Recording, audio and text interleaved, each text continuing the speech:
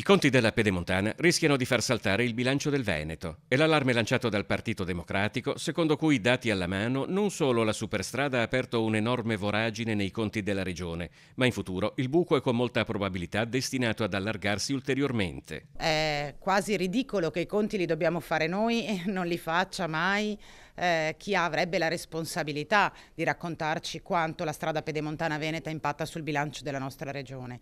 Abbiamo rifatto i conti e li rifaremo ogni 2 mesi perché siamo davvero preoccupati di quello che accadrà alla nostra regione quando finalmente Zaia avrà finito di fare il presidente del Veneto. I 15 milioni di perdita stimati nel primo anno di attività, secondo le previsioni del 2017, si sono in realtà più che triplicati nel bilancio 2025, 51 milioni e 800 mila euro. Il traffico leggero sulla superstrada pedemontana veneta non decolla e, secondo il Partito Democratico, è sufficiente guardare le tariffe per capire il perché.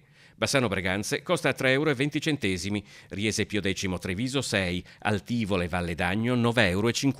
Questo ci dà la misura di come chi governa questa regione, anziché abitare in Veneto, probabilmente risieda su Marte o comunque nell'iperuranio, perché è evidente la ragione per cui i veicoli leggeri non prendono e non transitano nella pedemontana. Costa troppo. Difficile oggi dire quanto la scontistica lanciata dalla regione per brevi tratte possa funzionare, ma già si sa che, ipotizzando di incassare 10 milioni e 800 mila euro al mese, cioè la media registrata nel periodo tra maggio 2024 e febbraio 2025, la perdita salirebbe a 72 milioni, con un divario di oltre 20 milioni rispetto all'accantonamento già previsto. Rischiamo che sia un buco peggio della Salerno-Reggio Calabria se si va avanti di questo passo. Ricordiamo che il debito della regione, cioè l'impegno che la regione ha di versare canoni al concessionario, durerà altri 38 anni. Zaia sembra aver condannato la regione del Veneto a bilanci pesantissimi per i prossimi 38 anni.